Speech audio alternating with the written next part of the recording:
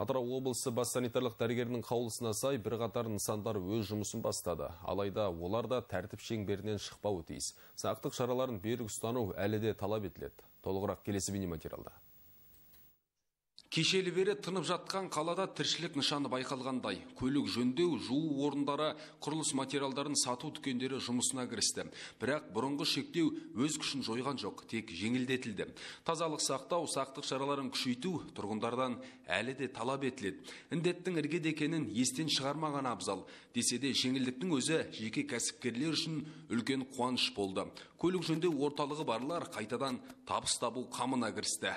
Мына карантин жеңілдетуіне байланысты автобөлшектер жөндеу орталығын ашып, әйтеуір халыққа қызмет көрсетіп жақсы болды. Рұқсат қағазымен келіп жатқан көліктерді, мекемелердің көліктерін соларға жөндеу жұмыстарын көрсетіп жақсы болып отыр.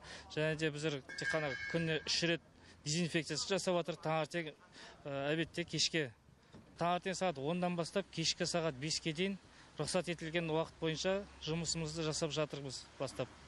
Біздер кешеден бастап қалай жарлық шықты, Атырау облысының бас санитарының жарлығы бойынша шыққаннан кейін бастап біз жұмысымызды бастап жатырмыз.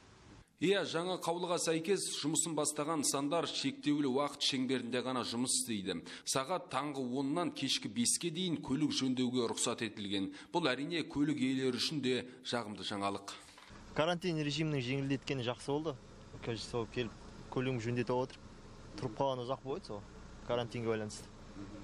Шаһардағы карантин режимінің жеңілдетілуі бір ай бойы жабық тұрған нысандарға жан бітірді. Соның ішінде көлік жөндеу орталықтары, көлік жуу орталықтары және тегершік жөндеу орындары. Алайда ол жерлерде барлық көлік жөндеу ғимараттарында дезинфекциялық жұмыстар міндетті түрде жүргізілуі керек. Және арнайы осы қалада жүруге рұқсат етілген қызметтік көліктер ғана жөндеуге рұқсат алынады. Асланбек Шығырып, Тілекқабыл Ғұмаров, Атырау телеарнасы.